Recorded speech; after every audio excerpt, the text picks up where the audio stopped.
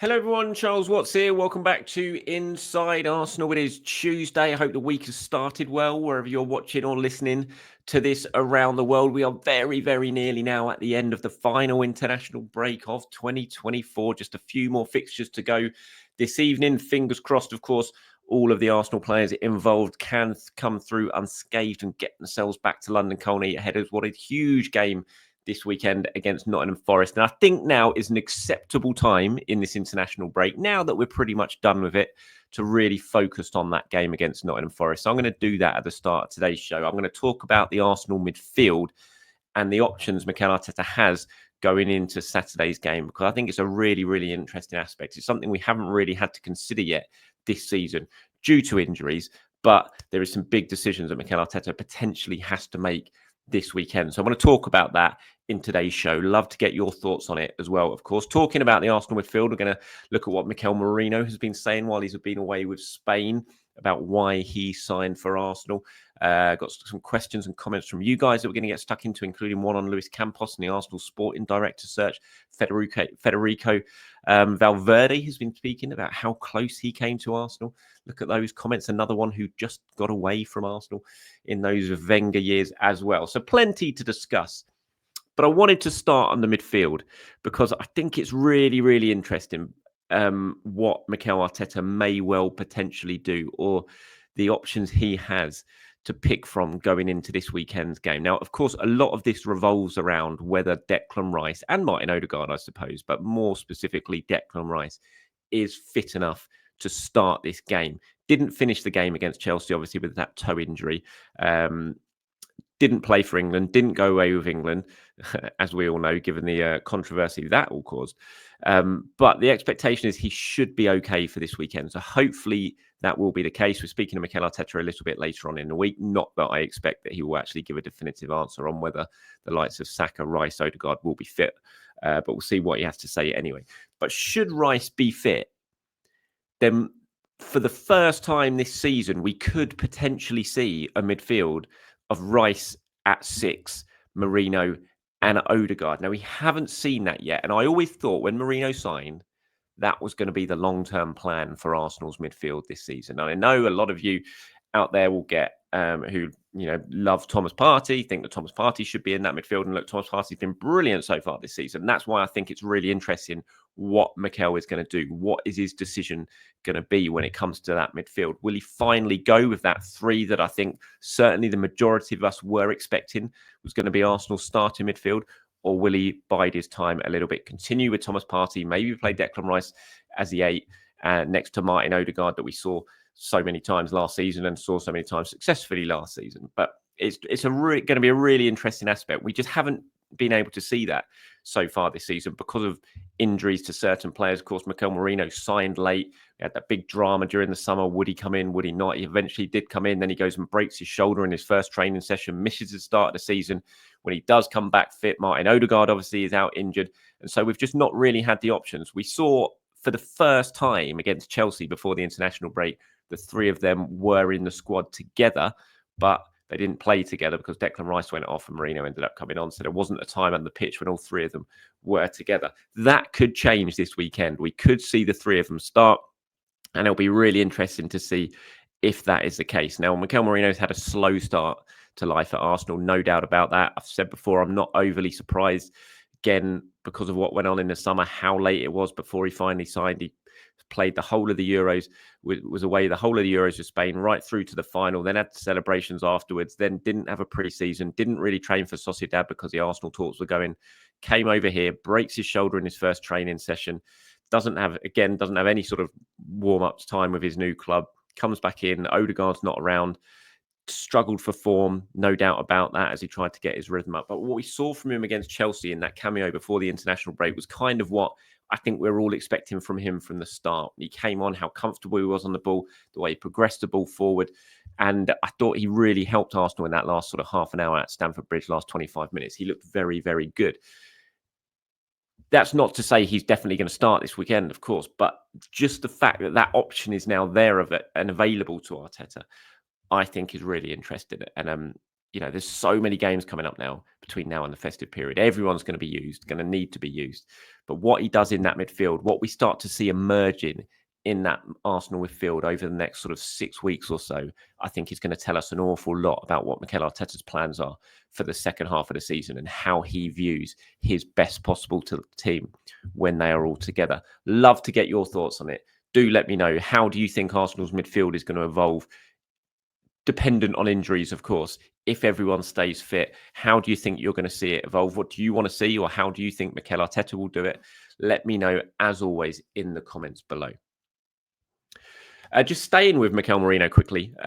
This was what he had to say while he's been away with Spain about why he signed for Arsenal in the first place, because there was a chance to go to Barcelona, was a chance, of course, to stay at Real Sociedad, signed a new contract there. He said, I was seduced by the fact that Arsenal was a team in a process of growth, that they hadn't yet won and that they wanted to win, feeling being a participant in building a winning culture, as happened to me at Real, and also that they insisted that they could help me grow more. It was a place where they will try to help you polish your defects and become a total player who can achieve more things in an individual level. Now, I've just gone over why I'm not overly surprised it's been a difficult start to life at Arsenal for Mikel Merino. He's had to, an awful lot of things go against him injury-wise to the teammates he would be expecting to play alongside since he's come in. But I do think what we saw against Chelsea was really interesting for Merino and really encouraging in terms of Merino. And Arsenal were very determined to sign him. Mikel Arteta was very determined to sign him. He clearly has a very clear idea in his head of what he wanted to do with Merino and where he wanted to play him. And we just haven't really been able to see that yet. We haven't seen him get his partnerships going yet. That left-hand side, Calafiori, Merino, Martinelli, we haven't really seen that at all. Are we going to now get to see that for this big chunk of fixtures that we've got coming up? You would suggest yes. Clearly a very talented player. I mean, he got rave reviews again playing for Spain in their first game. Didn't play last night, but in their first game in international, got really good reviews for what he did for Spain there. So he's finding his form, he's finding his fitness, he's finding his rhythm, and that can only be a good thing for Arsenal. And I'm really looking forward in this period of games now, in this run of games up to New Year. I'm really looking forward to seeing how he evolves and really getting our first proper look on what he's going to be like as a player for this Arsenal team. And when I look at the games that Arsenal got coming up, I mean, there's some Champions League games dotted in between these ones, of course, like after the Forest and before the West Ham game, Arsenal go to Sporting Lisbon, which is going to be very, very tough. Sporting Club de Portugal. Shouldn't call them Sporting Lisbon, I know that. But these are just the run of Premier League fixtures Arsenal got coming up between now and the new year. So there is 7 of them there, 21 points on offer. Forest at home this weekend, West Ham away, United at home, Fulham away, Everton at home, Palace away, Ipswich at home. 21 points for me is an absolute must there. Obviously, it's going to be very, very difficult. It's the Premier League. Just to reel off 7 wins, no matter who you're playing against, is very, very tough. History suggests that. You can see how many teams win 7 in a row in a Premier League. It is not many, but that has to be Arsenal's aim. I think if they do that, and I've said it before, they get 21 points from these 7 games, I think the gap to Liverpool by January will be down to about 4 or 5 points. Really, really, I'm sure that will be the case. If it's not, then you've got to hold your hands up and say, well played, fair play, Liverpool. They are the real deal. They mean business. If they've got maximum points as well in that period, then there's not much you can do about it. But I don't think they will. I think they will drop points. That's why Arsenal have to target 21 points from a possible 21 now. I really think this game against Forest at the weekend is Arsenal's biggest game of the season so far.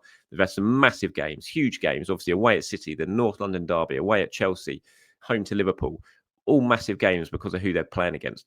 But there is no game bigger than this game. Arsenal have to get some momentum now. They've gone 4 games without a win in the Premier League building up to this international break. That can't stretch to 5. They have to win this game. They don't win this game and Liverpool win and the gap goes to about 11 points. You're almost looking at curtains at this early stage of the season, even though there's so many games to go. Arsenal have to start winning and they have to start winning now. And that's why I really think Forest is the biggest game that they've had so far this season. 3 points are an absolute necessity. I go back to the Forest game. It was away from home last time, of course, around the start of January, or it was the start of Arsenal's unbelievable run last season. They had that really poor run before Christmas, around Christmas and New Year, and then they eventually went to Nottingham Forest and they ground it out. They won 2-1. Gabriel Jesus scored and got an assist, I think, for Bukayo Saka, off the top of my head. I think it was Saka. and they won that game 2-1. And then they went on, then they started battering teams, beat West Ham 6-0, beat Burnley 5-0.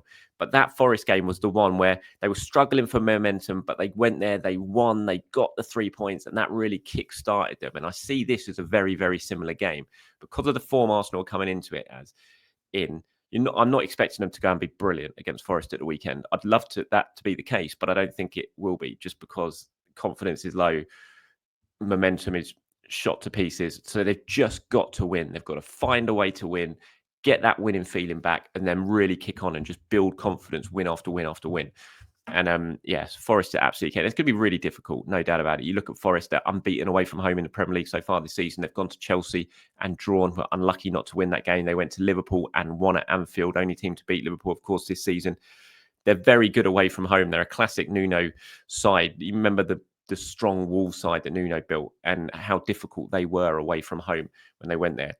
Very good defence, really a big threat on the counter-attack. And Forest have been built very, very similarly, I think. So they're going to be a tough game. It's going to be a tough game, but Arsenal absolutely have to win it. It's a massive game for the season on Saturday. Arsenal need to go and get the 3 points. International-wise, in terms of last night, Jakub Kiwior played. Poland beaten by Scotland. A late goal. I think it was Andy Robertson scored a late goal to win it for Scotland. So Kiwior played in that. Merino and Raya were unused substitutes, so didn't even play. Spain obviously had already secured their passage into whatever stage it is in the Nations League now. I don't even know with that competition. I think it was the quarterfinals or something like that.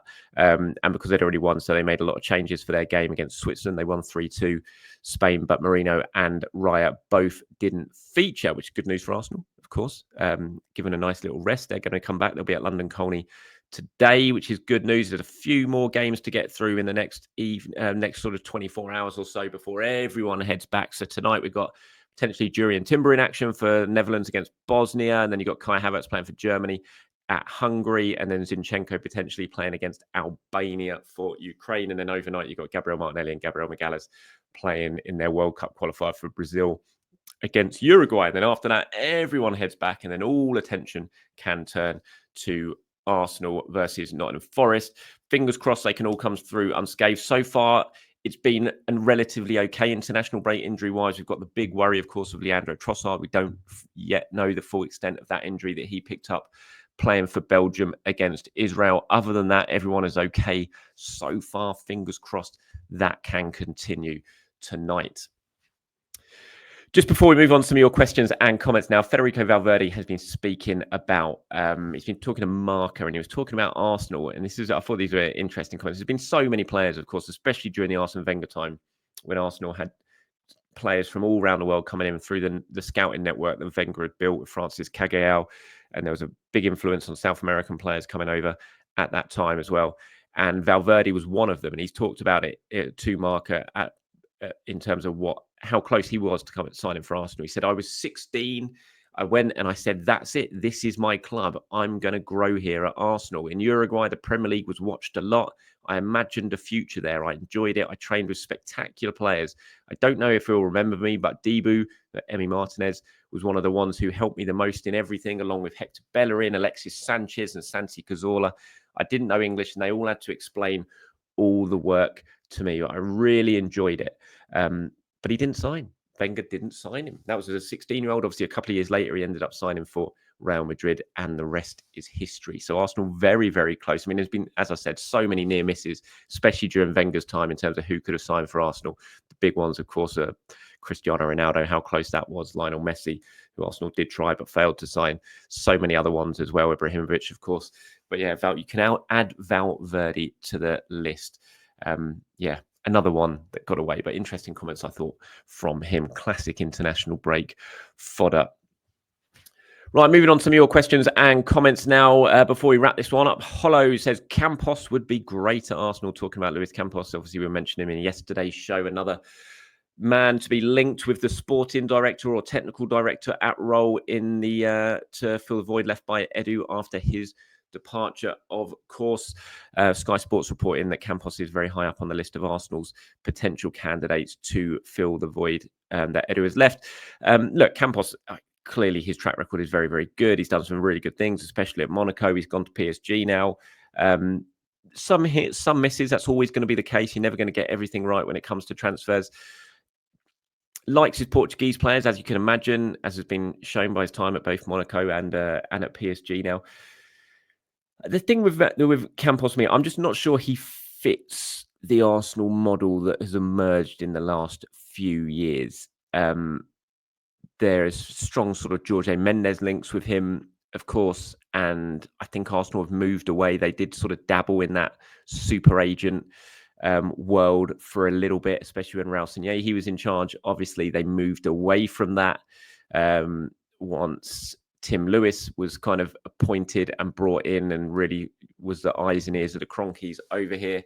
And we didn't really see that happen anymore in recent years. So I do wonder about Campos, about whether he would be really the man the sort of Arsenal would go for in this role. So we'll have to wait and see. As I've reported many times, we're at a very, very early stage. We're going to see lots of names linked. We've seen lots of names linked already, but we're at a really early stage of the search for Edu's successor. Arsenal bide their time, make sure they get it right, or be as confident as you can be in terms of getting him right, who it comes in, and maybe Campos will be considered. But I kind of look at it right now, and some of the other names who have been linked, I still feel someone like Roberto Alabe would be a more likely and realistic option for Arsenal maybe than someone like Luis Campos, but we shall wait and see on that. Hickydum, I think that's right. Apologies if it's not. Says, with the likes of Sterling and Jesus underperforming, Kai and Trossard have had to carry a huge load. They've looked fatigued to me. Leandro getting a week to 10 days rest to recover will be good for him and Arsenal. A fresh and sharp Leandro is a certified killer on the pitch. He's not the kind of guy to ask for some rest. I agree with this. I think it's a really good point. Yes, I know Trossard has not been in the best of form recently. I spoke about him in yesterday's show on the back of the injury and some of the reaction to it. And I think this comment is right. I mean, when you look at Kai and Trossard this season, they have kind of been flogged to death in the absence of Martin Odegaard as well. The fact that the players who Jesus and Sterling are sort of big name senior players who could be playing in place of them at time and given more minutes haven't been performing. They have had to carry a really extra workload as well, and maybe fatigue, tiredness is coming into it a little bit. You would hope that that's not going to be the case for long, and it can't be the case for long because how important was Leandro Trossard, for example, last season for Arsenal? Absolutely crucial. The goals he scored, the amount of goals he scored, the big goals he scored, the chances he took.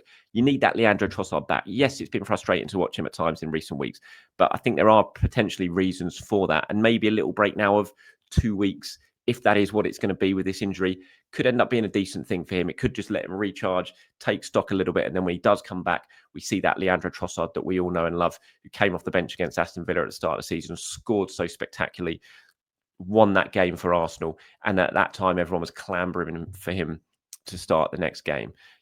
You can't forget how good a finisher Trossard is and how ruthless he can be in the final third. And fingers crossed that he will get back to that very, very soon. So I thought that was a good comment there. So thank you very much for that. And just before we wrap this one up, just to flag this one up from George, you corrected me. Thank you, as always, for you guys correcting me, because I'm always wrong, of course. Saying that Ethan's goal was against Bulgaria, my home country, and not against Hungary. Apologies for that, George. Thank you very much for the correction. And then George says, we actually greeted him and Miles Lewis-Skelly after the game. It was a lovely day, which was lovely to hear. And I bet that was very, very special for you. And I'm sure they enjoyed it as well. So thank you very much for getting in touch, George.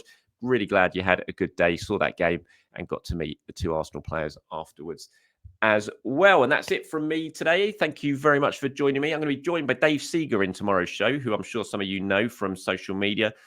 Big Arsenal presence on there. He's written a new book. Another book come out. It's a sort of anthology of Arsenal poems that is coming out ahead of Christmas. Going to speak to him about that. Also get him involved in the show in terms of all the latest Arsenal news. And the pair of us will really look forward to that game against Nottingham Forest at the weekend. So keep your eyes peeled for that one. Thanks for watching, everyone. I'll speak to you very, very soon. Have a good day. Bye-bye.